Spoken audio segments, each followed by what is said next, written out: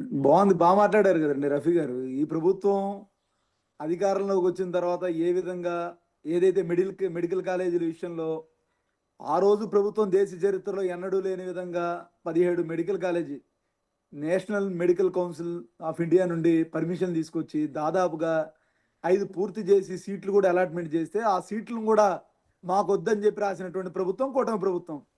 మిగతా మెడికల్ కాలేజీలని ప్రభుత్వం ప్రెస్టేజ్గా తీసుకొని మన రాష్ట్ర ప్రయోజనాలు జరుగుతాయి, అన్ని వర్గాల ప్రజలు అభివృద్ధి చెందుతుంది, పేదవాడు ఉన్నత చదువులు చదువుకోవాలంటే పేదరికం అడ్డు రాకూడదన్న దృఢ సంకల్పం లేకుండా ఒక కొత్త ఇటుక కూడా వేయనటువంటి పరిస్థితి 18 సంవత్సరాలుగా కూటమి ప్రభుత్వ అధికారంలోకి వచ్చిన తర్వాత చూసాం.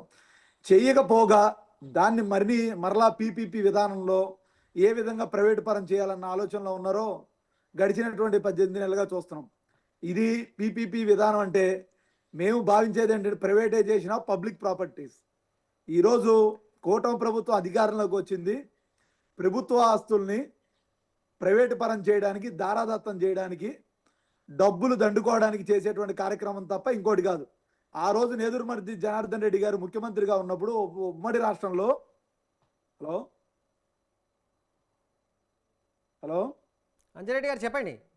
ఆ రోజు ఉమ్మడి రాష్ట్రంలో నేదురుమల్లి జనార్దన్ రెడ్డి గారు ముఖ్యమంత్రిగా ఉన్నప్పుడు అప్పుడు ఆర్థిక పరిస్థితి బాగాలేనటువంటి పరిస్థితిలో ఉమ్మడి స్టేట్లో కొన్ని ప్రభుత్వ ఇంజనీరింగ్ కాలేజీలు పర్మిషన్లు ఇస్తే ప్రభుత్వాన్ని ప్రైవేట్కి ఇస్తే జనార్దన్ రెడ్డి కాదు ధనార్జన్ రెడ్డి అని చెప్పి ఆ రోజు ప్రతిపక్ష నాయకుడుగా ఉన్నటువంటి ప్రతిపక్షంలో ఉన్నటువంటి చంద్రబాబు నాయుడు గారు నానా యాగి చేసి పోరాటాలు చేసినటువంటి వ్యక్తి ఈరోజు అధికారంలో రాగానే అదే ప్రభుత్వ మెడికల్ కాలేజీని ప్రైవేట్ చేసేటువంటి పరిస్థితి. అంటే వీళ్ళ ఆలోచనలు ఎలా ఉంటాయంటే ప్రతిపక్షంలో ఉన్నప్పుడు పోరాటం, అధికారంలోకి వచ్చిన తర్వాత డబ్బులు దందుకోవడానికి ఆరాటం. ఒక అంశాన్ని ఇక్కడ ప్రస్తావిస్తారు ఏంటంటే భవానీ ఐలాండ్ అనేది దాదాపు గత ఎందుకు చెప్తున్నా అంటే వాస్తవాలు, వాళ్ళ నైజం విధానం ఏంటని తెలియజేయడంలో భాగంగానే ఇది చెప్పాం. మేము చెప్పింది అవాస్తవాలు కాదు, వాస్తవాలు.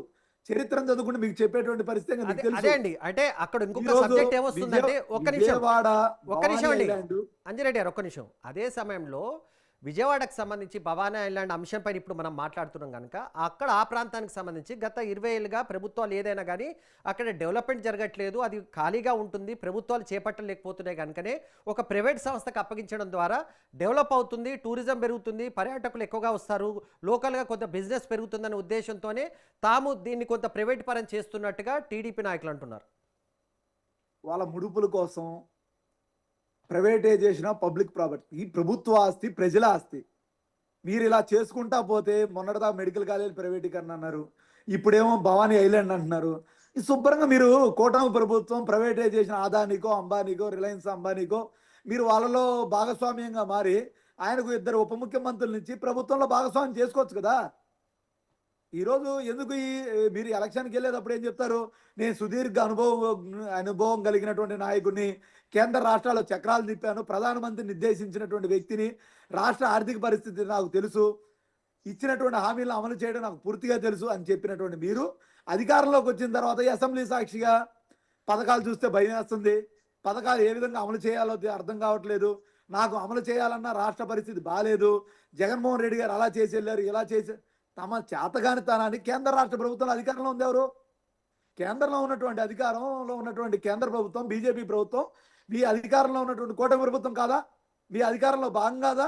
అంటే మీరు పదవుల కోసం పెదవులు విప్పనటువంటి కూటమి ప్రభుత్వం ఈరోజు ఉన్నటువంటి ఆంధ్రప్రదేశ్లో ప్రభుత్వ ఆస్తులు మొత్తం ప్రైవేటు పరం చేసి మీరు ఆస్తులు దందుకోవాలని చెప్పి, ప్యాకేజీలు అందుకోవాలని చెప్పి ఈరోజు చేస్తున్నటువంటి ప్రయత్నమే తప్ప మొన్న విజయవాడలో ఆర్టీసీకి సంబంధించినటువంటి 1000 కోట్ల వాల్యూ సంబంధించినటువంటి ఆర్టీసీది లూలు మాల్కి ఇస్తారా?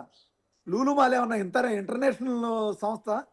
రూపాయికి, పావలాకి, 90 పైసలకి ఏ విధంగా ఇస్తారండి? హైదరాబాద్ ఫైనల్ గా ఈ అంశానికి సంబంధించినంత వరకు ప్రభుత్వ ఆస్తిని ఎవరికి ప్రైవేట్ పరం చేద్దాం అనుకుంటున్నారు? అంటే వ్యాపారవేత్తలకి ధనార్జనే ధ్యేయంగా మీరు చేస్తున్నటువంటి పనులే తప్ప రాష్ట్ర ప్రయోజనాల కోసం చేస్తున్నారా?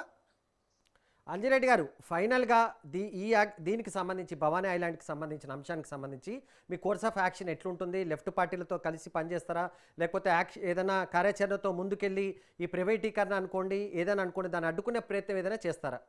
ఖచ్చితంగా మా పార్టీ దృష్టికి కార్యక్రమాలు ఖచ్చితంగా వెళ్తాయి. ఖచ్చితంగా దీనిపైన యాక్షన్ ఖచ్చితంగా ఉన్నది. కూటమి ప్రభుత్వం ఏదైతే ప్రైవేటైజేషన్ ఆఫ్ పబ్లిక్ ప్రాపర్టీస్ అని మేము భావిస్తున్నాము.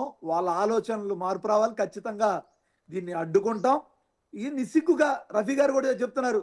వాళ్ళ చేతగానాన్ని, డొల్లతనాన్ని, అసమర్థతను కప్పిపుచ్చుకోవడానికి ప్రైవేటు వారికి ఇస్తే అభివృద్ధి చెందుతాను. మీరు ఎందుకు సుదీర్ఘమైన రాజకీయ నాయకుడిగా, నేను సుదీర్ఘమైన ఉమ్మడి రాష్ట్రంలో ఎక్కువ కాలం ముఖ్యమంత్రిగా చేసినటువంటి అనుభవం నాకు ఉందని చెప్పి బెహార్ ఆహార్ మీరు చెప్పుకొని డొల్లలు కొట్టుకునేటువంటి మీరు ఏ మొహం పెట్టుకొని ఎందుకు శుభ్రంగా మీకు చేతగానప్పుడు రాజీనామా చేయండి.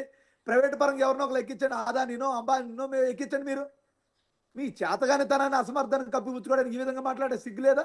ఖచ్చితంగా వీళ్ళకి ఈ కూటమి ప్రభుత్వాన్ని ప్రజలు బుద్ధి చెప్తారు. ఖచ్చితంగా రాబోయే రోజుల్లో భవానీపురం ఏదైతే భవానీ ఐలాండ్ ఉందో వీళ్ళు చేస్తున్నటువంటి ప్రైవేట్ పరాన్ని అడ్డుకుంటాం. ఖచ్చితంగా ఈ ప్రభుత్వం మెడలు వంచైనా సరే ప్రైవేట్ పరం కాకుండా ఎదురు తిరుగుతాం, ఎండగడతాం.